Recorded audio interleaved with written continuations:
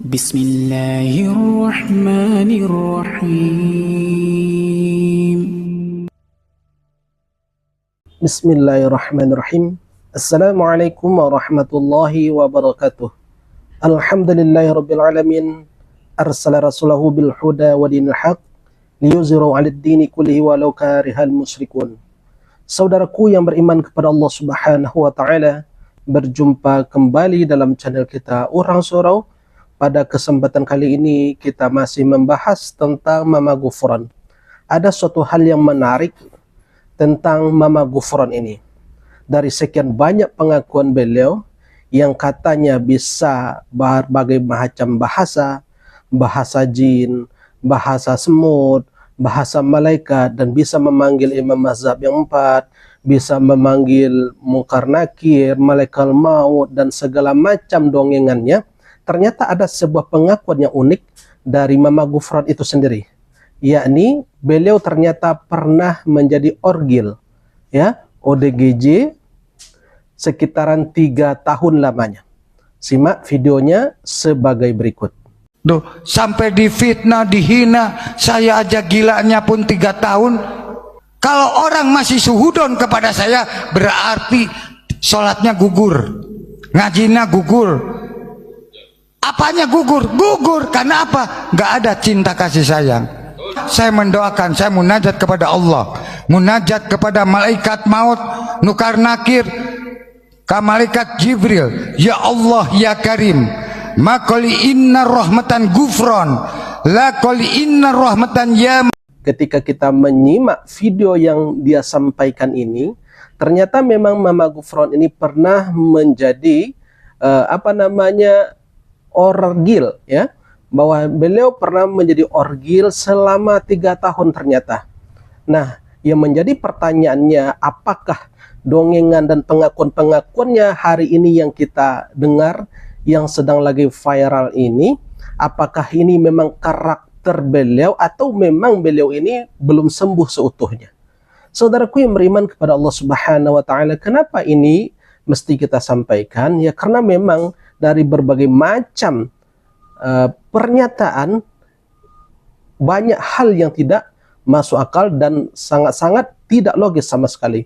Saudaraku yang beriman kepada Allah Subhanahu wa taala, di dalam videonya itu juga ternyata Mama Ghufran ini mengatakan siapa saja yang benci kepada Mama Ghufran, yang suuzon kepada Mama Ghufran, kemudian yang tidak nyaman dengan Mama Ghufran, kata beliau, solatnya menjadi gugur. Artinya solatnya tidak diterima. Emang beliau ini siapa? Makanya perlu rasanya kita pertanyakan, apakah dengan penampilan seperti ini apakah memang itu adalah penampilan naturalnya atau pembawaannya, atau memang karakternya, atau memang beliau ini belum sembuh dari pengalaman yang 3 tahunnya itu. Ya, saudaraku yang beriman kepada Allah Subhanahu wa taala, ini pentingnya kita sampaikan. Ini yang pertama. Kemudian yang kedua, kita ingin melihat pandangan dari Buya Ar-Razi terhadap Mama Ghufran ini. Seperti ini videonya. Baik, oleh karena itu bab kedua ini jangan keliru, ya. Apa kata baginda sallallahu alaihi wasallam? La nabiyya ba'di, tidak ada nabi setelah aku. Selama Mama Ghufran gak ngaku jadi nabi, biarin aja. Jangan banyak-banyak komentar atau setara dengan nabi, biarin aja, ya.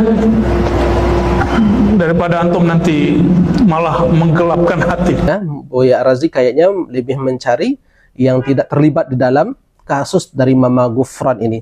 Saudaraku yang beriman kepada Allah Subhanahu wa taala, namun kita memiliki pandangan yang berbeda, ya.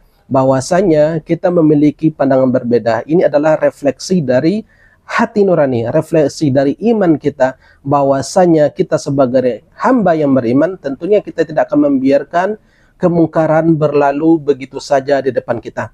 Karena Mama Ghufran pun telah membawa nama-nama Allah, telah membawa bersumpah atas nama Allah, kemudian di atas nama Rasulullah.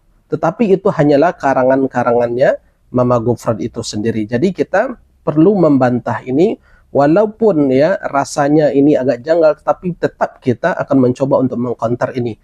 Khawatirnya nanti diaminkan oleh masyarakat umum, ya, walaupun hanya bermodalkan perkataan kosakata makola rahmatan ma'allah, beliau diangkat menjadi seorang ulama, diangkat menjadi seorang syekh, diangkat sebagai seorang arif billah, dan bahkan mengatakan bahwa beliau ini adalah seorang waliullah. Saudaraku yang beriman kepada Allah Subhanahu wa taala, tentunya inilah yang pentingnya, ya, perlunya dan pentingnya kita untuk membackup ini. Saudaraku beriman kepada Allah Subhanahu wa taala, bagaimanapun apa yang disampaikan dongengan dari Mama Ghufran ini perlu kita counter. Ya, sebab inilah yang disampaikan oleh Rasulullah sallallahu alaihi wasallam, man ra'a minkum munkaran. Ya, siapa saja yang melihat kemungkaran itu, maka hendaklah falyughayyir biyadih, maka hendaklah dirubah dengan powernya. Fa illam yastati', ya, bilisani, kalau kamu tidak sanggup, kata Rasulullah, maka hendaklah rubah dengan lidahmu. Nah, bagi YouTuber yang berjuang untuk untuk menjaga akidah umat ini, ya, perlu mengkonter dengan lisannya, dengan medsos yang dia miliki, supaya masyarakat ini tidak terbawa-bawa dengan hal-hal yang berbau yang bisa merusak akidah umat ini. Saudaraku beriman kepada Allah Subhanahu wa taala, nah, seperti yang kita sampaikan bahwasanya sudah fitrah kita manusia, yang mana nurani kita tidak akan pernah yang menerima yang namanya kemungkaran, dan apapun yang disampaikan oleh Mama Ghufran dengan pengakuan nyelenehnya itu adalah dalam bentuk kemungkaran kepada Allah Subhanahu wa taala. Perlu dan penting kita lawan hal itu, ya, karena ini akan merusak citra Islam itu sendiri, sehingga kita menjadi bahan dan tertawaan oleh agama-agama lain. Barangkali ini yang bisa kita sampaikan, mudah-mudahan penyampaian singkat ini bermanfaat.